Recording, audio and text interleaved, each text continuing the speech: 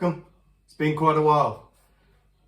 I asked a little while ago, a couple of days ago, what recipes people struggle to cook and what they might like to see me cook. So the reply I got from Alice was carbonara, and we even got comments as to how difficult carbonara can be to make, even for Italians. Hopefully I'm going to make a good job of it and see if you like it. I'm going to break it down into small bits, and then I'm going to tell you what I'm doing, and then you'll see the bit of video, tell you on screen with text again, so hopefully you'll work through. So first of all, we're going to go through the ingredients.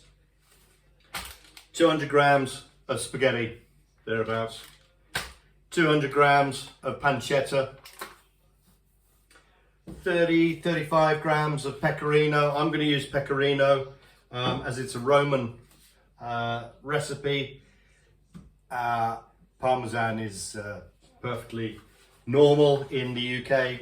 And I'm going to use 1 egg plus 1 yolk of an egg.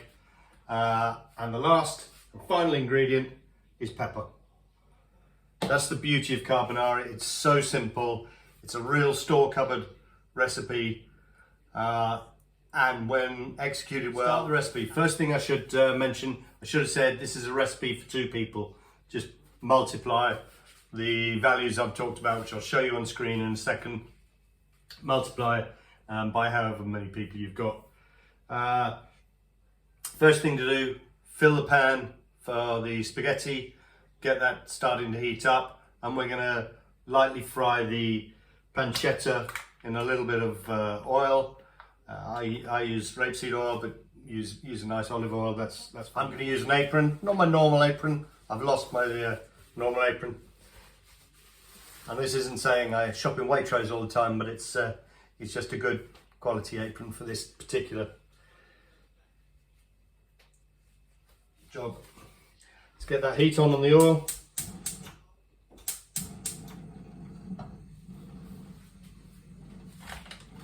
And in the pancetta.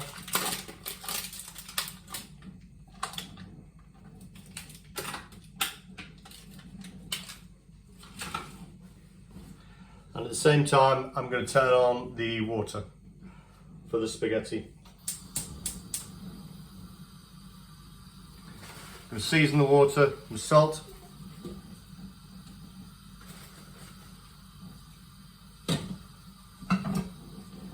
There we go. Pancetta cooking. I'm going to finely grate 30 grams or thereabouts of pecorino cheese.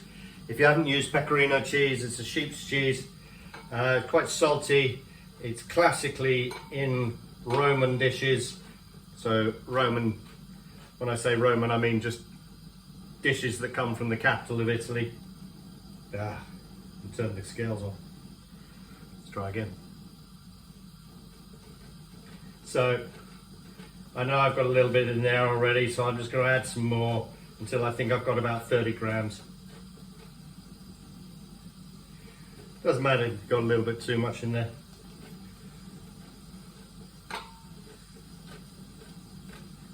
There you go. Into the bowl, I've already added the yolk of 1 egg. I'm now just going to add another egg. This time a whole egg.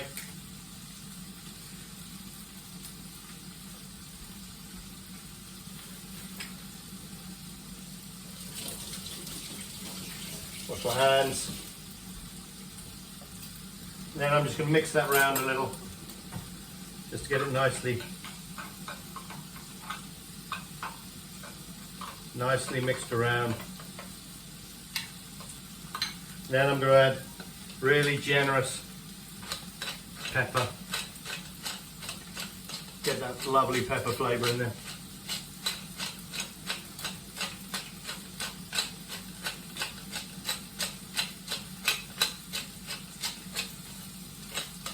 There, nice generous pepper. Give this a mix around. Make sure it's all worked through nicely. All nicely in a bowl. pancetta starting to fry nicely now. So we turn that over and we can see it starting to crisp up. I prefer my pancetta to be quite crispy when I'm serving it, so I'm going to fry that until it's golden brown. I've got the water on, it's boiling away, but my pancetta isn't there yet. It's not golden brown yet. It's going to be delicious. So I'm actually just going to turn the water off for a second, and I'll bring that up to the boil very, very quickly. There's two reasons for doing that. I don't like A, cooking under loads of pressure. That's no fun, particularly if you want to get stuff right. And B, I want the pancetta to have cooled down a little bit by the time I make the rest of it. It'll come clear, but the last thing you want to do is scramble this mixture here. So I'm going to cook the pancetta, and when I see it starting to finish, I'm going to put the water back on the boil, bring the water to the boil, put the spaghetti in, maybe with about 2 minutes to go on the pancetta, and then I'll be ready, and the pancetta will be cool enough that I can add the mixture. We'll see it, and it won't scramble, which is not what you want. And then we can bring some liquor in from the spaghetti, and it'll all taste delicious. I'll show you in a second. The pancetta's just starting to brown off nicely. I don't know why I'm saying pancetta. Maybe I'm having a microwave moment. This pancetta is starting to brown nicely, so I'm going to put the water back on to boil. Turning the pancetta off now. Water's up to the boil already.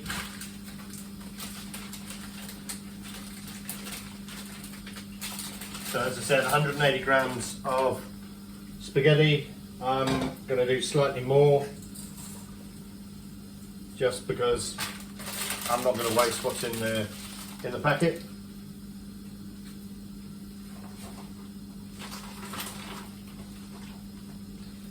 So spaghetti's in. I'm just going to make sure it's all nicely in the water. Spaghetti's going to take about 9 minutes.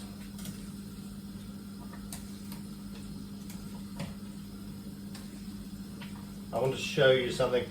Right, so the spaghetti's in. I want to show you something. Because I've turned off the pancetta, however, you'll still see it sizzling away there. It will do.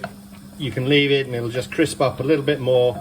A really nice, salty, lovely little nibbles that'll go throughout this delicious pasta dish. Just going to add a little bit more pepper.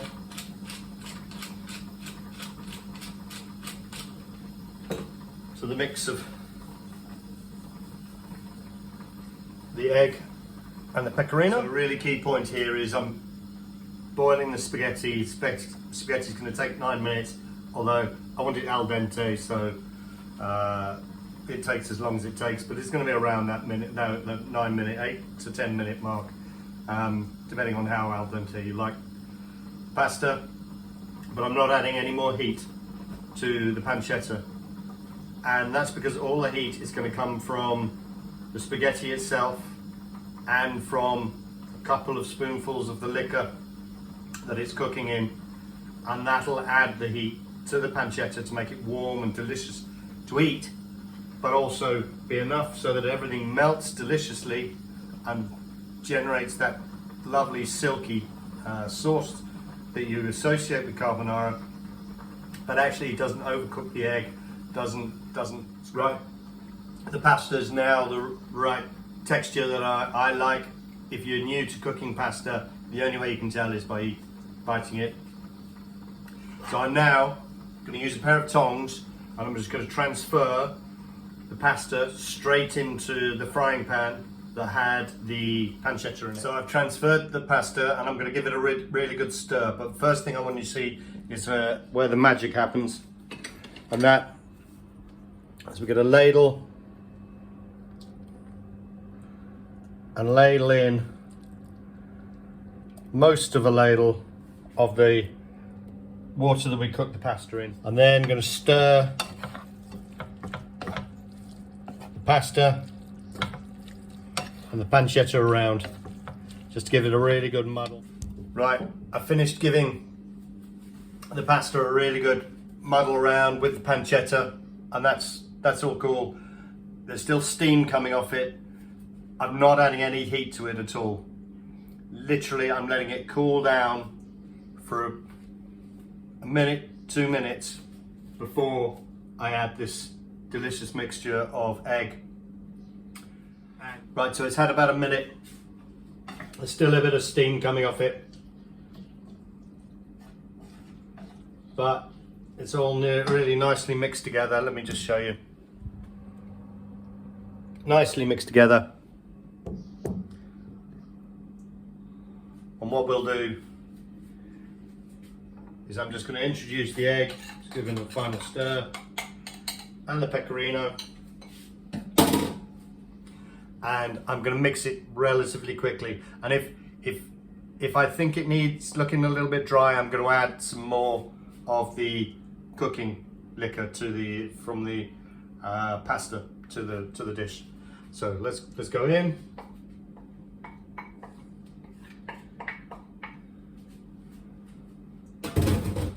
All in, and now just giving it a good mix round again. Again, it's a little bit like when you put the liquor in, just give it a good, really good mix round.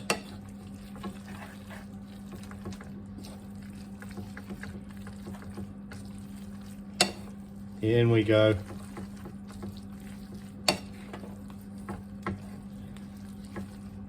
Should be nice and unctuous. Everything just dissolving nicely. Finally, when it's all mixed together, you've got a lovely unctuous plate there. I'm going to add a bit of pepper to it, a little bit of pecorino over the top. And then when I serve it, I like to serve it with the tongs because you can get a nice twist on it and make it look pretty.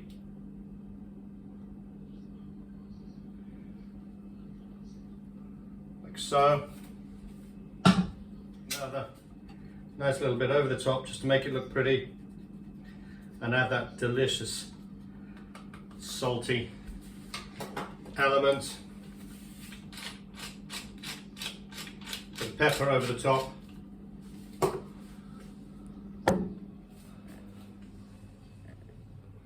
There we go.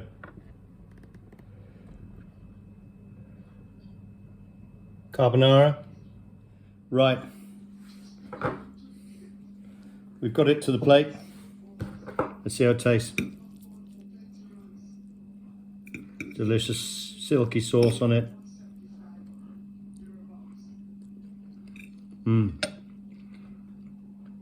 Absolutely wonderful. Cheers.